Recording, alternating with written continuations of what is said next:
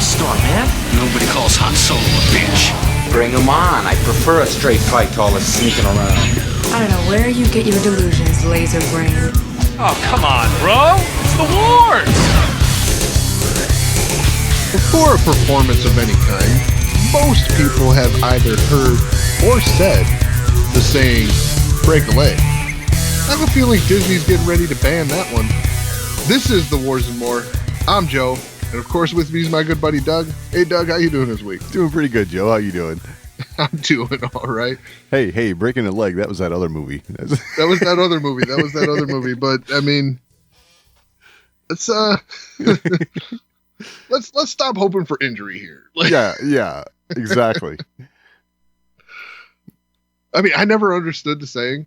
I gotta say, like, break a leg. Yeah, I don't know. That is piss poor advice, in my opinion. Like, agreed. Because, yeah, during the filming of The Force Awakens, that's exactly what Harrison Ford did. He broke his leg. Yeah. Well, shooting Indy 5. Harrison Ford has sustained a shoulder injury. Wow. They haven't said the extent of the injury, but he is taking a break from filming while treatment is evaluated. Okay. So yes, while filming a fight scene or rehearsing for a fight scene, not even filming. Okay. Rehearsing. Harrison Ford sustained an injury involving his shoulder. Interesting. I mean, you'd think they'd learn. I mean, they had this down in Raiders of the Lost Ark, right? Mm-hmm. Can't I just shoot him? Right? That's what Indy did. It was good. Yeah. He also punched a lot of people in that film, too. I know. But, you know. So, I mean, it's not something we should be that surprised with, right? Right. You know, Harrison's no spring chicken anymore, right? Well, 78's to be doing the stuff he's doing. It's pretty remarkable. It is actually. But with that comes a higher risk for injury. Sure. You know, so okay. I guess. All right. Put yourself into Harrison Ford's shoes, Joe. They fit okay? Yeah, they're all right. Seeing as how, like, you know, these injuries seem to be kind of a thing now. Yeah. Is Indy 5 your last movie? Ooh. You know, honestly, yeah.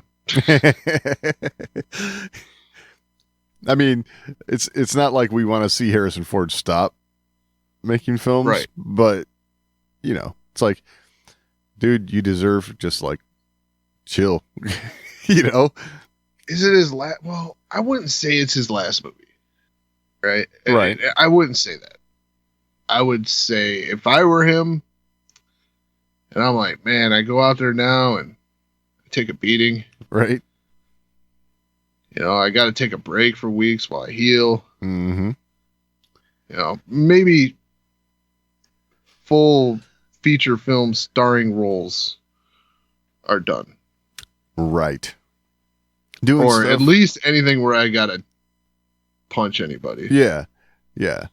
Or like, be punched. Like what he did in The Rise of Skywalker. That's kind of like perfect. Yeah.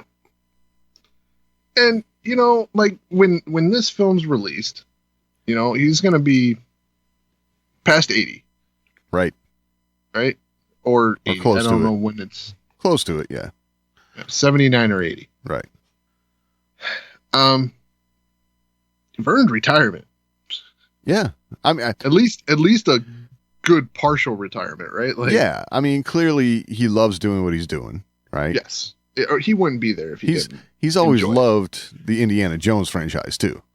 Yes. So I think this is more than likely his, you know, he would like to send that franchise off with, like, all right, let's not end with the fourth one.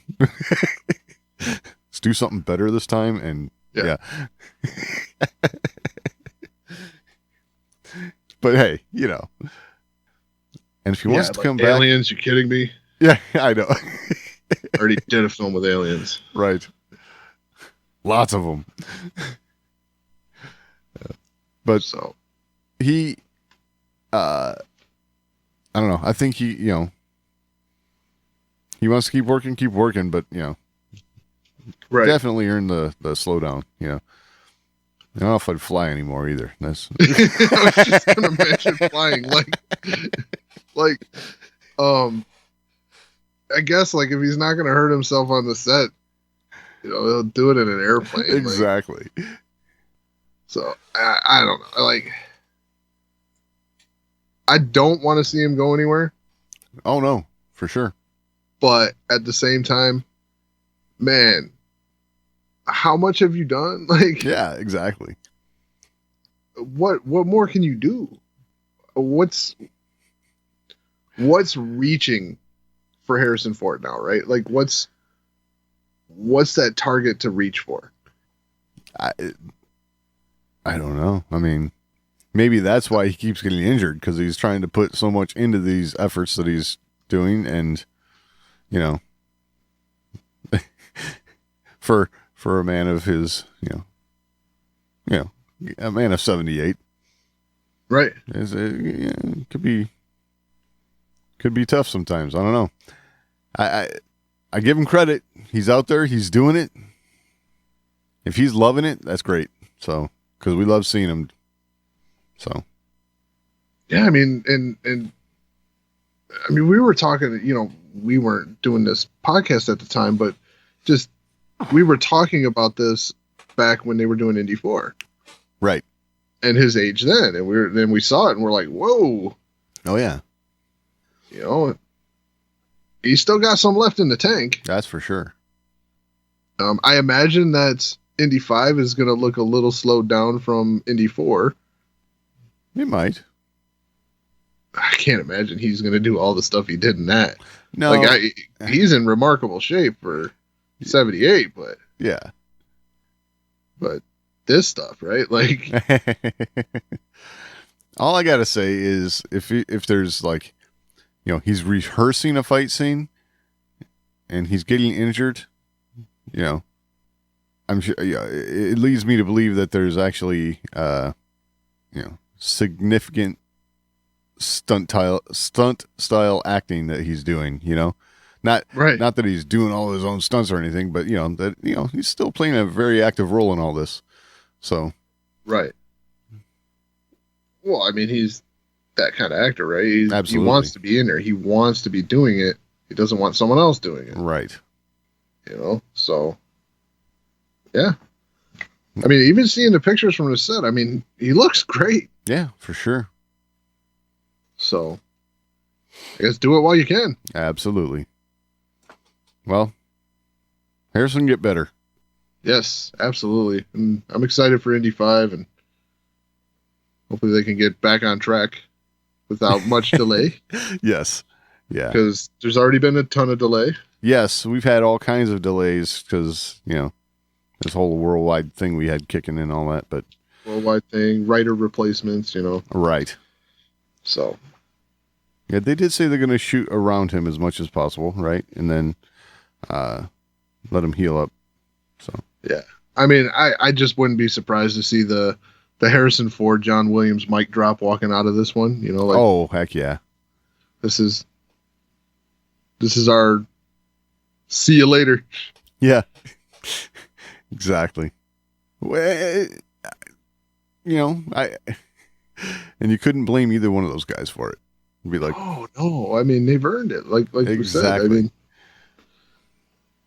you know, as much as we still want stuff from you, you deserve to relax. Right. You know, still come around. You don't just you don't have to do the full on thing anymore. Yeah. Come around, you know. I'm sure, you know, we can always fit you into Star Wars somewhere. He ain't coming back to that. I know. Yeah, you know, he got the Force Awakens, right? He's like, all right, it's over. Yeah, I know. I'm sure he got the call for the Rise of Skywalker. He's like, are you kidding me? Yeah. What? Han Solo's not a Jedi. doesn't come back as a ghost. I can just imagine the phone call. Are you kidding me? Yep. All right. So, talking Star Wars royalty. Ah, yes. Carrie Fisher. Carrie Fisher is to be posthumously awarded a star on the Walk of Fame. Yes. This. All right. Let's get the, let's put it out there, Joe. How do you feel about all this? All right. So my feelings about the Walk of Fame aside. Yeah. But I mean, so I'll say, first off, it's kind of ridiculous that Carrie Fisher doesn't already have a star on the Walk of Fame for Star Wars. I agree. Yes. The biggest film franchise ever. Right. Is mind-boggling. Yes. But when you look into, I don't want to diminish the honor for Carrie Fisher here. That's the thing. No, it's okay. I mean, no, yeah. But, the Walk of Fame is kind of it's not really an award. It is. You have to qualify, right? And be nominated by somebody. Yep. And then you just pay the $50,000 to make it happen, like. Yes. If you want it, you pay for it. Yeah. The only way to get away from that is to get it posthumously. Right. And even then, I'm sure someone pays for it. Yes. That is the most expensive tile on the market. Right. So I see, I see exactly what you're talking about, and I'm with you. Okay. Hollywood has a way of doing this, right? Of patting each other on the back and throwing a party. It's just a reason to get drunk. Exactly. It's kind of how they do things out there, right? So, and that's fine. Do your thing. But I have to agree with your first statement. Yes, it's kind of mind-boggling that she doesn't already have a star. So, yes. This is one of those moments where it feels like it is an honor, right? Yeah. This is when this feels like an honor. When someone who's done 3 movies gets one, it's like, meh. Yeah. So I understand one of them was a really big movie, but damn, right. And leading up to that, it's Carrie Fisher doesn't have one, right? Exactly. That's kind of how it Princess feels. Leia does not have a star. Right. And what this year they're adding Francis Ford Coppola, right? Yeah. Francis Ford Coppola did not have a star. I know. That's ridiculous. So okay, that's one point I was going to make was how much there is tie-ins to Francis Ford Coppola. We know is a friend of George Lucas's, right? And then for motion pictures, we have people like Macaulay Culkin, Willem Dafoe, Salma Hayek, James Hong, Helen Hunt, Michael B. Jordan, Regina King, Ray Liotta, Ewan McGregor, Adam McKay, Jason Momoa, Tessa Thompson, and Carrie Fisher. So, already, friend of George's, Ewan, and I'm not going to go through all the names for television, but in television is Ming-Na Wen. So another Star Wars actor, which is kind of cool. I mean, if you like these sort of celebrations and stuff, I guess, it's got a lot of Star Wars theme to it. Right. Yeah. I mean, I dig that. Yeah. I don't know. I mean, whenever, I don't know. I think back to when I was, young and they'd cover stuff like this on the news, right? I never really cared unless they brought out, someone involved with Star Wars or something like that. When I was young, getting a glimpse of anything like that was always cool because, you know, it's kind of all we had. Right. But yeah, I don't know. Like, it's just like the award shows, right? Like, it's absolutely, like I said, a reason to throw a party, pat each other on the back. You know, it's all good. It's just a shame Carrie wasn't here to be a part of it. So, right, especially since if anyone loved a party, this is true. That is true. I mean, Carrie Fischer was legendary. Yes. So that would have been a fun party. Yeah. So, all right. What next? So, the Acolyte. Yeah. Leslye Headland, what is she? The showrunner, right? Yeah. Caused quite a stir this week. Okay. Where was this here? All right. She had an interview with what is it? The AV Club. Uh-huh. And they covered a wide range of topics, right? Her fandom, you know, all different kinds of things to do with the upcoming project, The Acolyte. Right. And there's some things that I think are a little, you know, when you get on social media, I think is a little nitpicky. Okay. Personally. I lost it here. Where did it go? All right. So the big thing that's circulating around is I'm seeing people saying she did not want people who had even seen Star Wars to be in her writer's room. I think that is a bit of a jump and a bit of sensationalizing to get some clicks. Okay. Because that's not what she said. What did she say? I'm still looking. Yeah. I'm trying to stall here.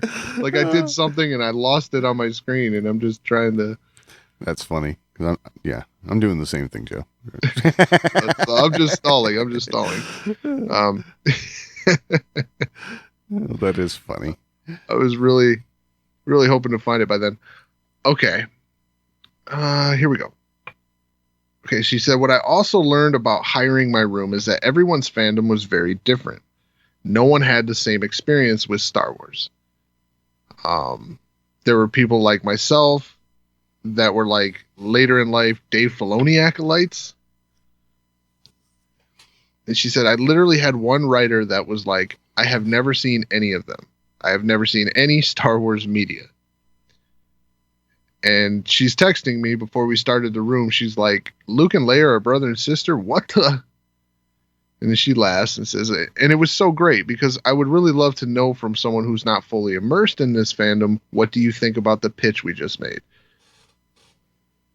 So while she did her due diligence and did a lot of background work and research, at the same time, she was somebody that we would kind of talk to and say, okay, so if we take all the kind of signifiers out of it, and this is Star Wars version of X, what does it mean to you? Okay. Okay. So, I mean, does that sound to you like she was like, oh, I got to have people that don't watch Star Wars in my writer's room? Like, it doesn't seem like that. I mean, clearly that's what she has. That's what she has. She has someone who has not seen Star Wars in her writer's room. Right. But it doesn't sound like it was a rule. No. Because it sounds like there are people that have in her writer's room. Sure. But I have to just come from it from this angle. I don't know what somebody who has never seen any Star Wars, I don't know what they can contribute to writing new Star Wars. Because there's certain, Star Wars is one of those things, right? When you see it, you know it, right? You know it when you see it. So yeah, and there's like a secret sauce to it that if it's not all there, you're like, something's missing. Right. But this is not like, so let me just toss this out there. This is not like you're taking someone who's never seen Star Wars and saying, okay, make Star Wars. I get that. I mean, if you have someone who's creative and can write stories that carry that kind of hero's journey kind of flow to it, you can work them into that, and as long as you have someone to steer the ship, right? Yes. What I foresee though with that is a lot of, hey, why don't we do this? And we can't do that. How about we try this? Nope, we can't do that.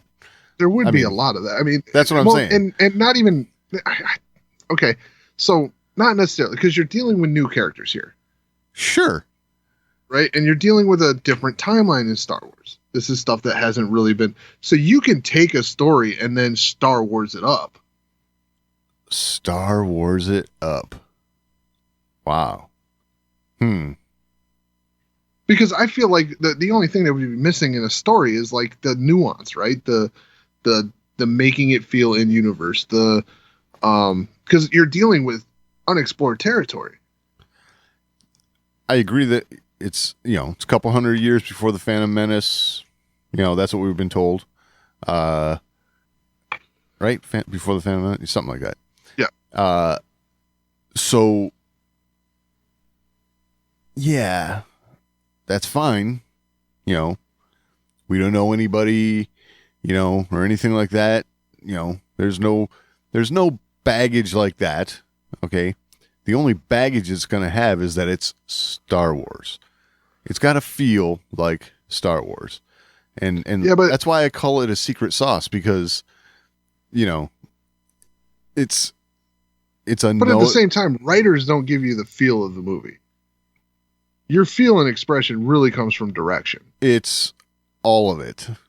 I all understand plays it's together. all of it, but it all plays together to make one final product. I'm not saying, I don't know. I'm not saying that this one person is going to throw a monkey wrench into it all and it's all going to be horrible. I'm not saying that. It's just a different take on how to go about making Star Wars. Well, let's just take this point. Like, there is this part in here where she's doing her due diligence and did a lot of background work and research. So this is a person who's putting in the work to understand what they're writing for. Does that make a difference in your opinion? Hadn't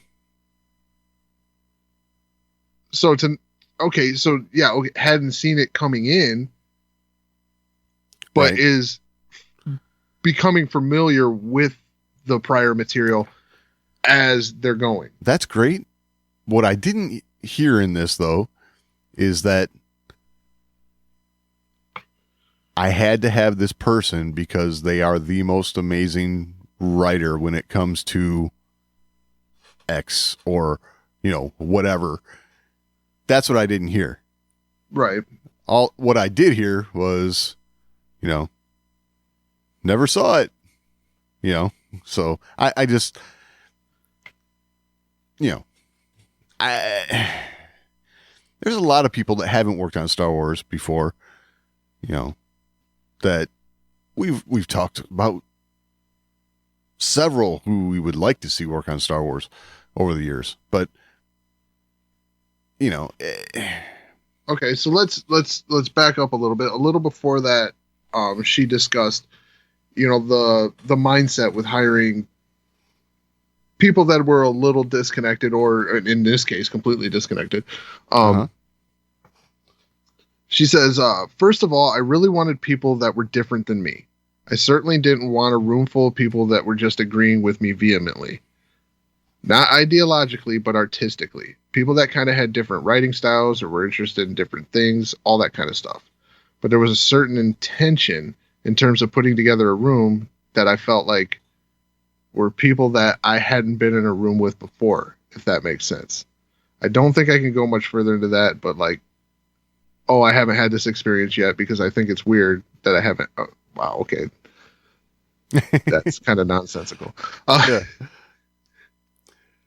But she was looking for differing opinions and different styles.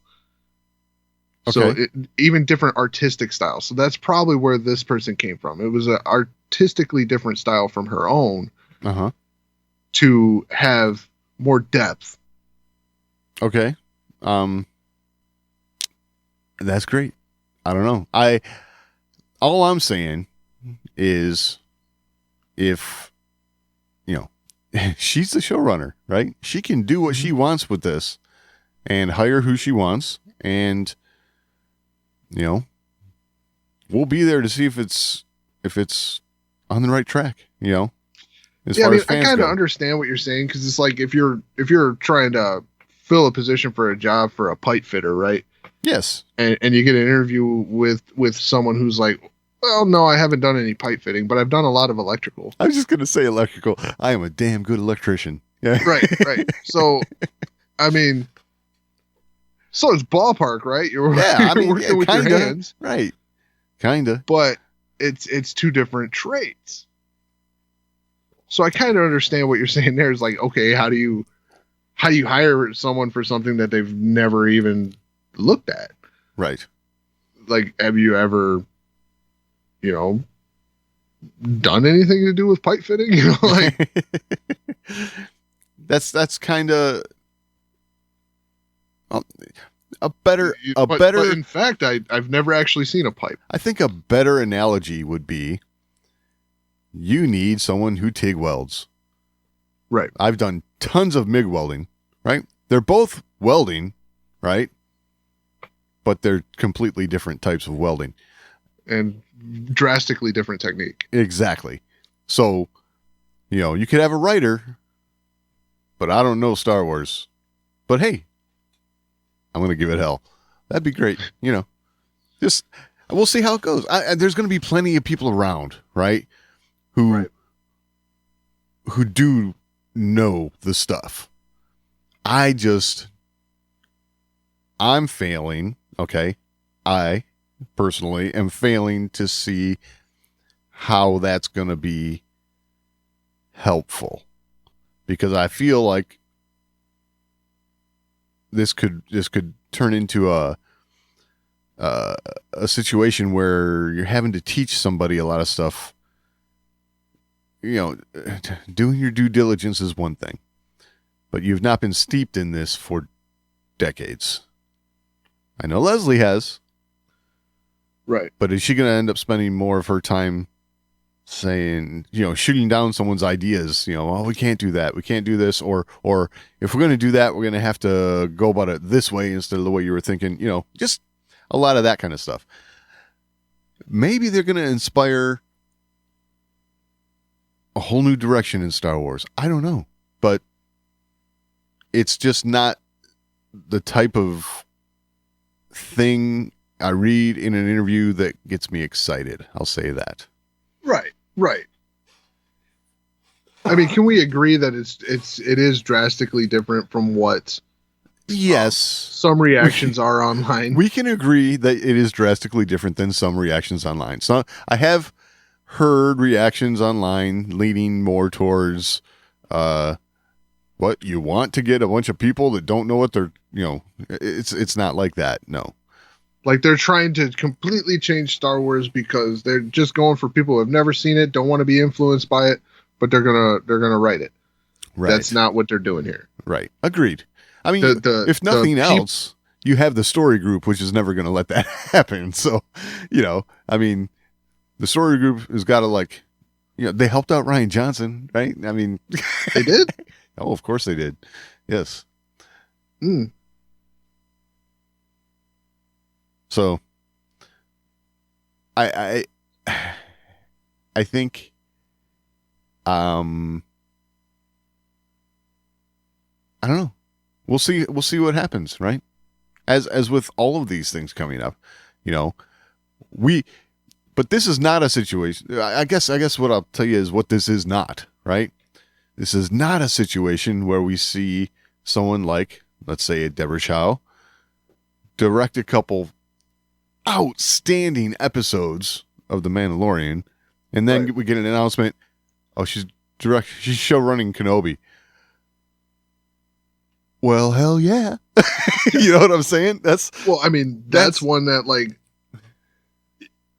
so there is a little bit of a difference there in wanting to see what someone could do beforehand, because you're handing over a character like Obi-Wan Kenobi.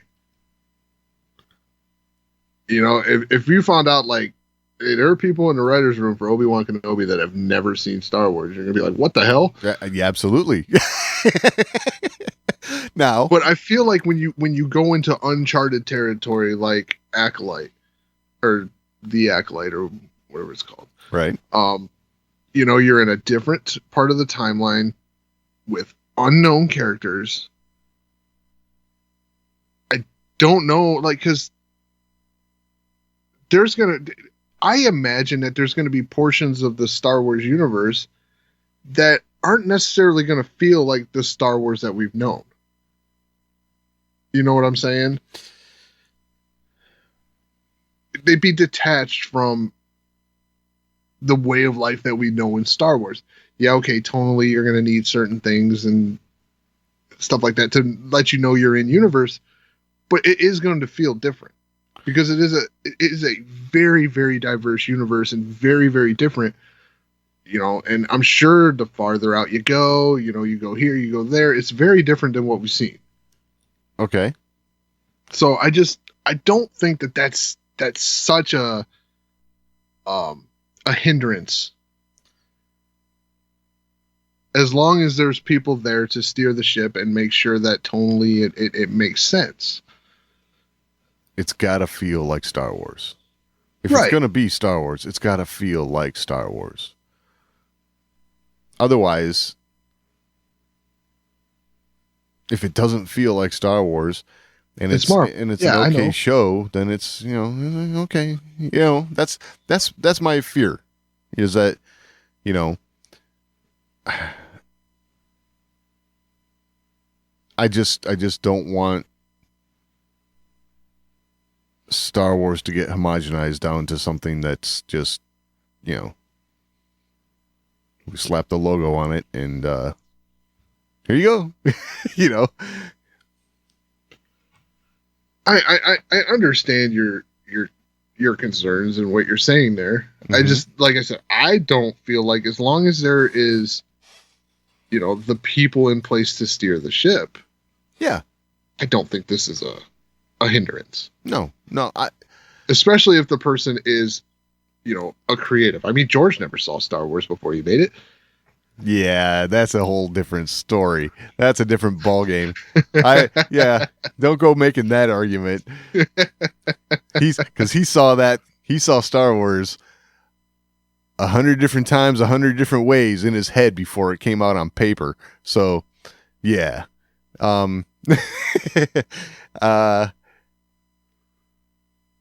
That's I don't know. That's a road I don't think we should go down right now. But yeah, I don't know. I'm sure I've heard that argument before, and I was like, you know what, this is a good spot. Yeah, I don't think so.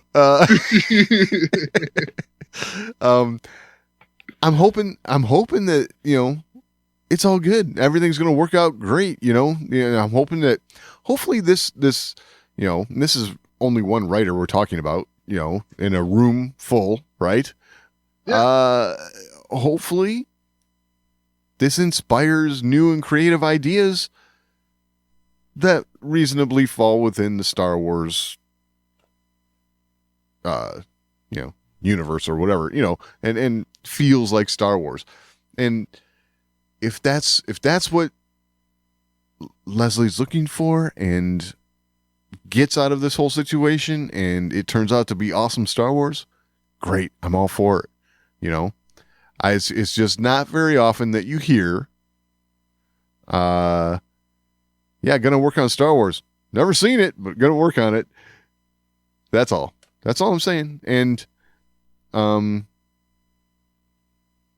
know, hopefully it works out great. Yeah, I don't know. Like I said, I didn't see this as a super big negative. It's that outside ideas, right? You're getting those outside ideas. Yeah. And that can be refreshing. It can be disastrous, but it can be refreshing. I was going to say, if nothing else, it is a risk. It's taking chances. And sometimes those are home runs and sometimes they strike out. We'll have to see. From what I gather, and the showrunner here's attitude towards Star Wars, I don't feel like she would let that happen. I don't feel like she's going to let Star Wars become something else. I feel like her vision is it's going to feel like Star Wars. It's going to be like Star Wars. It's going to fit in the universe. She just wants those differing ideas because that's how you find the gem. Have something to add to the conversation? Or you just want to let us know how we're doing? Email us, show@thewarsandmore.com. That's the best place to get in on the action. But if social media is a little more to your liking, @TheWarsAndMore on Twitter is always a good place to interact with us. And we're also on Facebook, facebook.com/TheWarsAndMore. And of course, your portal to this and everything else, The Wars and More, is thewarsandmore.com. All right, we've reached that point of the show where we need to talk the Bad Batch. Nice. So we're talking about episode 8, Reunion. Yeah. Reunion, I guess not reunion in a couple ways. One way for the Bad Batch, and in another way between the show and the audience, right? Yeah. Yeah. That's a good way to put it. Yeah. So obviously Reunion, main point, they come and cross paths with Crosshair once again. Yes. This time they understand the inhibitor chip. Right. They understand everything it does. They've seen it firsthand with Wrecker. I'm glad to see that Wrecker still hits his head repeatedly, but now it's not. Doesn't result in a headache. Yeah, now it doesn't result in a headache and him wanting to turn on his friends. Exactly. But yeah, he's still just smacking his head on everything. Yeah. Yeah, it's amazing. Like, I loved the callback when they had that little standoff with Crosshair, and I love the callback that Omega makes to remember back in the cell, the holding cell. I told you. It's not your fault. It's not your fault, right? And that's, I don't know. That's just cool. It's like all of this is it's telling a nice linear story, and you can do things like call back like that, and it all makes sense, Yeah, it is really wild how Omega is really becoming the linchpin here too. Like, she's the one making these connections. Right. She's become a focal point in this story, but it's that kind of focal point where it's not really her story yet. Yeah. But she's the conduit that connects all these other characters. Exactly. It's a really neat thing. It is. And I got to say, so Omega's the reason, I'd say the main reason why, they didn't go with Rex, right? Right. And it's funny because we see a little bit, a couple times in this episode where Echo's like, hey, if we'd have just gone with Rex, we wouldn't have to be scavenging, we wouldn't have to worry about, paying the bills kind of thing. We wouldn't have to worry about paying off Sid. And it's like, what are we seeing here is kind of what I'm asking myself. Are we seeing a situation where Echo's gonna butt heads with Hunter on this, or does Hunter realize that there's something more to Omega that Echo doesn't see yet? And Echo's gonna have to be kind of shown. I'm not sure where we're at with that, but I think that's setting us up for something in the future. Well, I think this is the disconnect between Echo and Clone Force 99, where Echo was a reg, right? Yeah. Oh yeah, for sure. He was the regular soldier. There was no I gotta disobey orders feel to him, right, before his incident. Yep. He was changed, but he's not errant clone like the rest of them. Yeah. I think that's the only reason why there's this little point of contention between them. He's used to the, reg way of life. Sure. So that was the logical thing to do, was to go with Rex. He even says as much. We're soldiers. Yeah. What else are we going to do? Right. That was his reg coming out. I think it has less to do with just him wanting to disagree or anything like that. It just, as a soldier, that was the logical thing to do. I don't think this will be a ongoing butting heads. Okay. I think it's just, well, I shouldn't say that. There will be an ongoing butting of heads between Echo and the team, but that's the reason why, because he was a reg. Yeah. Okay. I mean, we've seen it before. This was the most obvious. Right.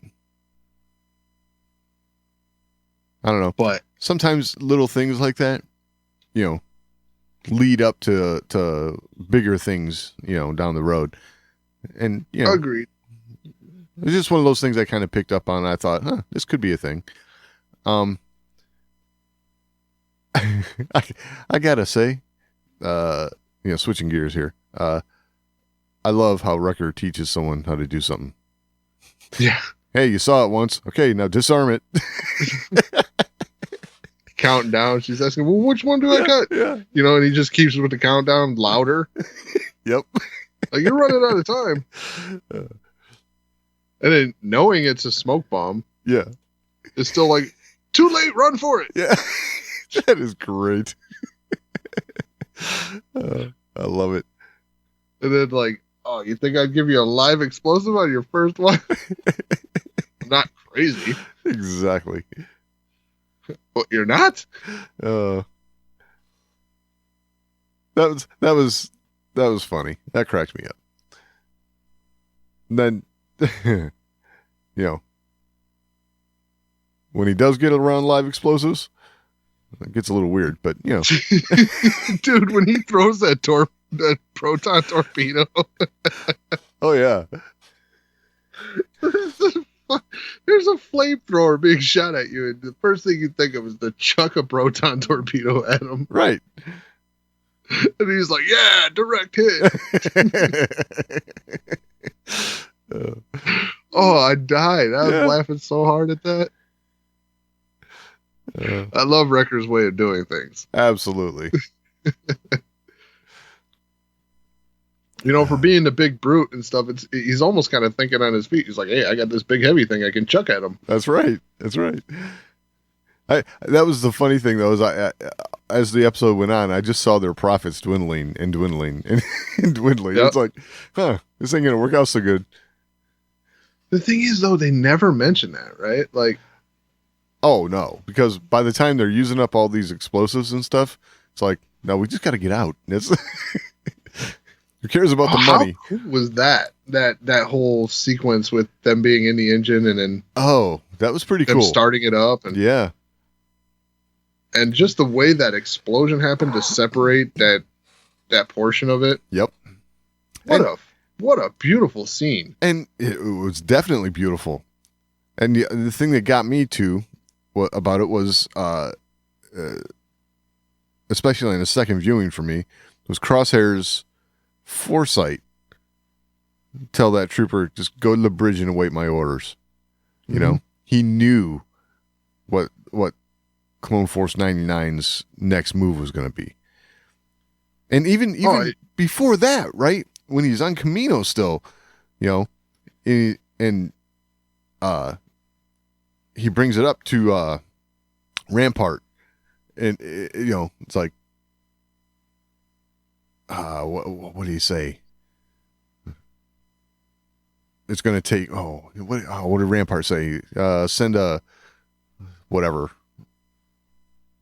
I forget what he said. Some sort of squad, right, to go take care of this rebel clone, you know, sighting or whatever. And he's like, it's going to take more than that. It's Clone Force 99. Crosshair knows, you know, this was his crew. He knows these guys. You know, he clearly hasn't forgotten about all that. I mean, he was really onto him. He knew they were tapping his communications. Oh, yeah. So he said go to the hangar. Yep. And then he went to the what was it? The oh man. the forget what they call it, the level with the guns. Yeah. But he cut him off there. Yes. And he's like, tapping our communications. So predictable. Exactly. I'm like, whoa, this guy's onto him. And then he gets outside, sends the guy up to the bridge, wait for my orders. Like, whoa. Yeah. He's definitely showing Clone Force 99 that he kind of knows what their next move is going to be. He knows they're going to do the unpredictable. Right. So he's like, what's the most unpredictable thing they could do? And he follows that. Yeah. That'll fool a regular soldier with the drilled in, you know, this is how tactics work. Exactly. But when you're someone who's been in that situation that you're thinking outside the box nonstop, yeah, you're going to figure that out. Yeah, that was really awesome. Yeah. Yeah, they're this show. One, it feels like I've never stopped watching the Clone Wars, which is amazing. That is amazing because there is that element to it for sure. So, yeah, even though Crosshair figured it out, it didn't work out great for him. Yeah. In the end, get your face burned off.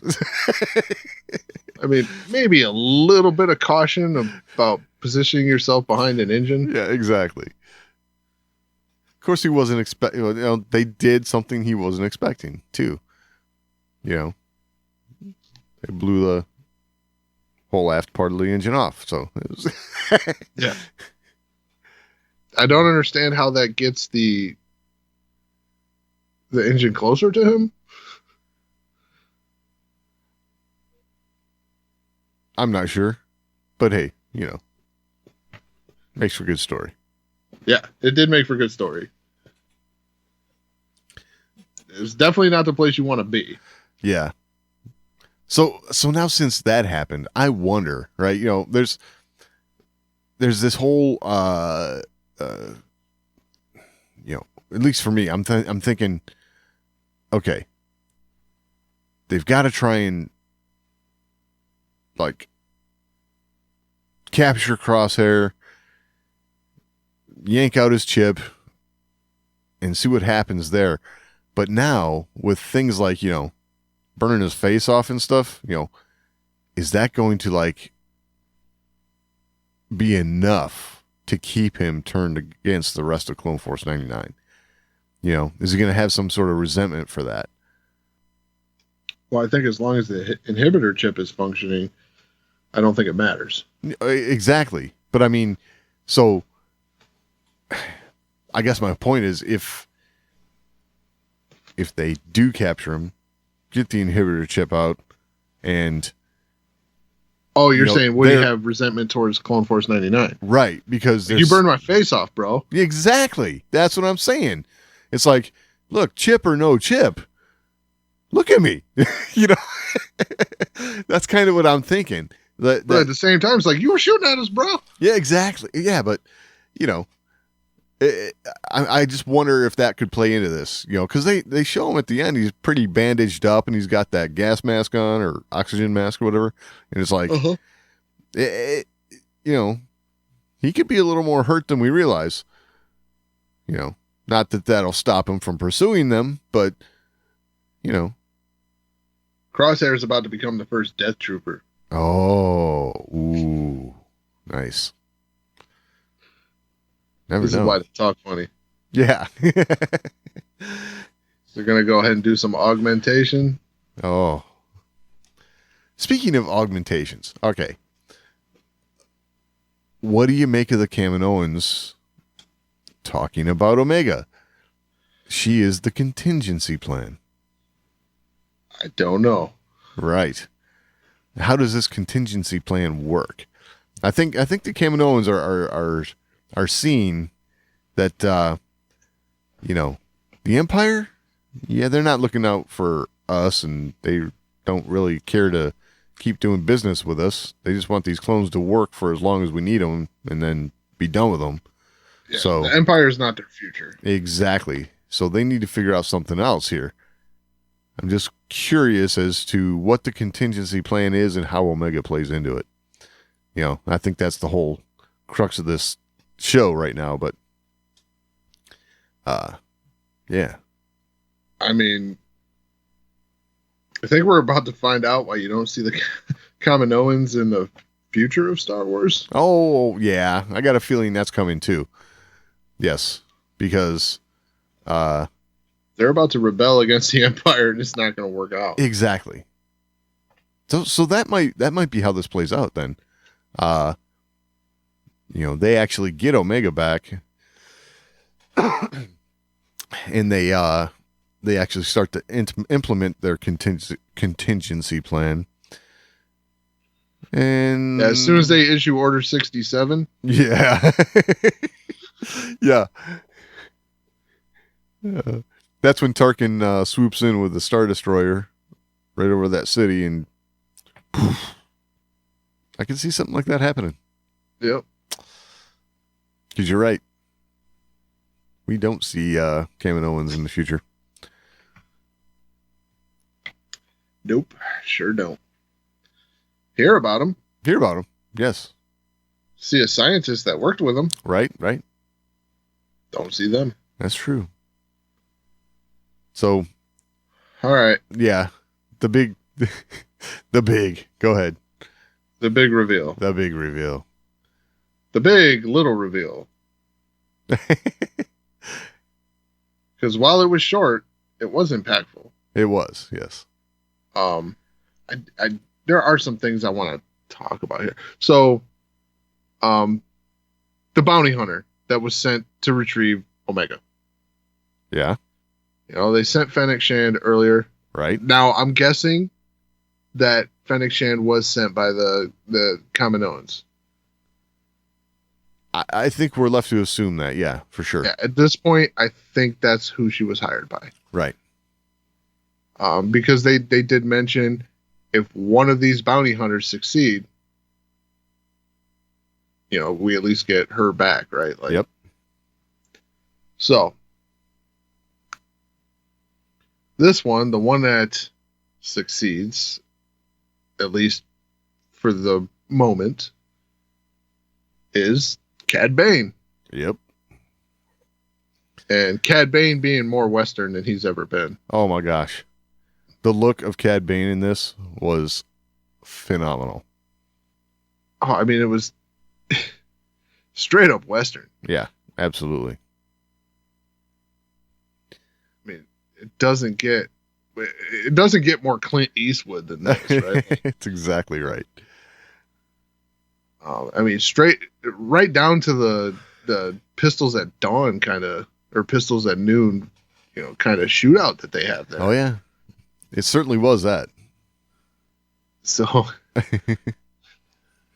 well, what do you think of Cad Bane being the bounty hunter that shows up here? Well, I got I got a feeling that this might be leading to us seeing some more bounty hunters show up, and possibly we have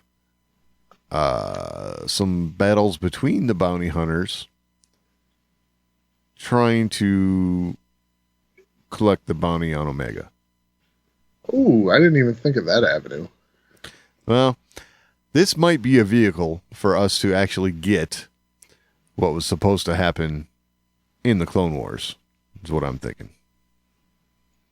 I'm talking about the showdown that was very much like this one between Cad Bane and Boba Fett. You know, it's Star Wars. They don't throw ideas away, that's for sure. Well, they don't do that.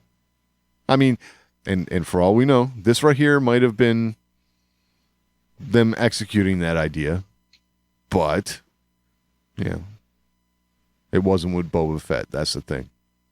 You know, this would be the classic, you know, how the helmet got dented. But Right.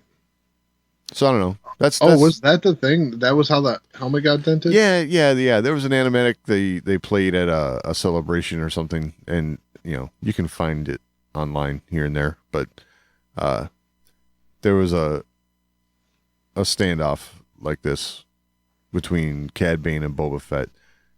They both shot each other. It appears as though Boba Fett shot Cad Bane down, and Boba Fett, as we know, would have to have lived, but ended up getting a dent in the helmet. So, yeah. Huh. Yeah. Well, I mean, it was cool. It was a cool scene.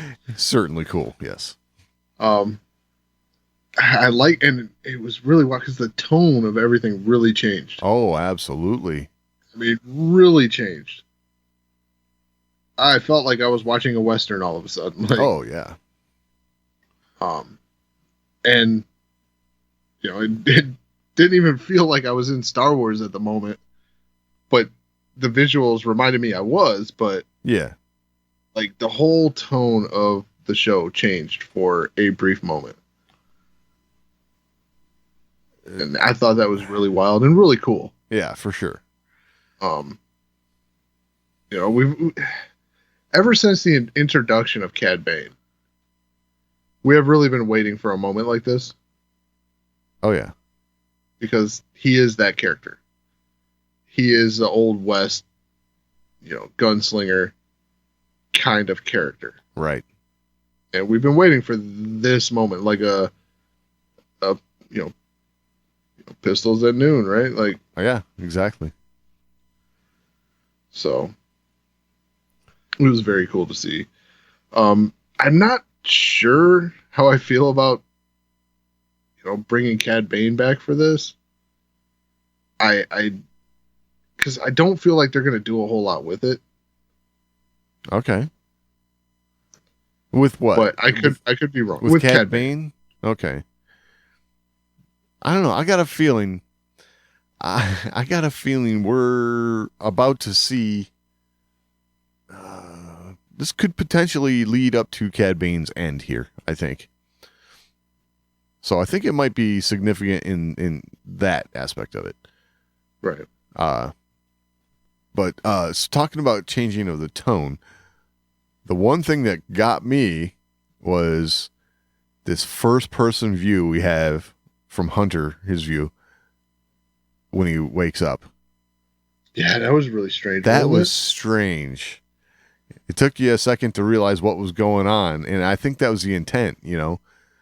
It's like I felt like for a second, like, am I playing a video game? Yeah, exactly. Like, kind of felt that way.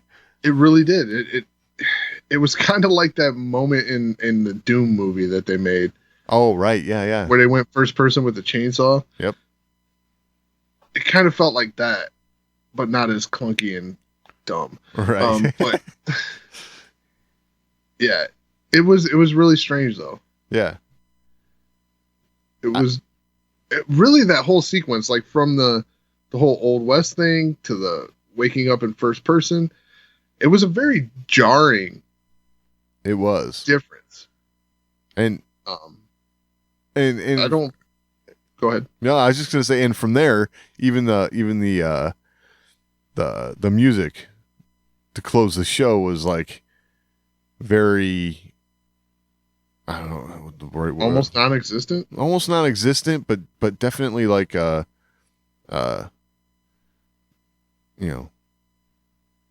mournful, I guess. Yeah, very somber. Yes. Yeah, it was not the typical Star Wars ending. No. And I mean, where are we at? We're right around mid-season, right? I believe we are. Yes.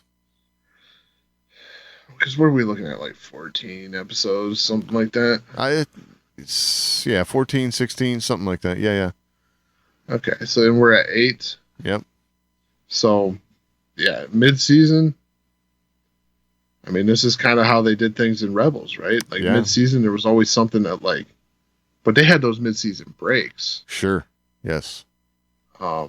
This, I mean, we're coming right back next week. Yes. Okay, well, I just pulled it up. So we've got titles for episode 10, 11, 12, 13, and 14. Okay. But there's not a title for episode 9. Really? 9 is to be announced. Interesting.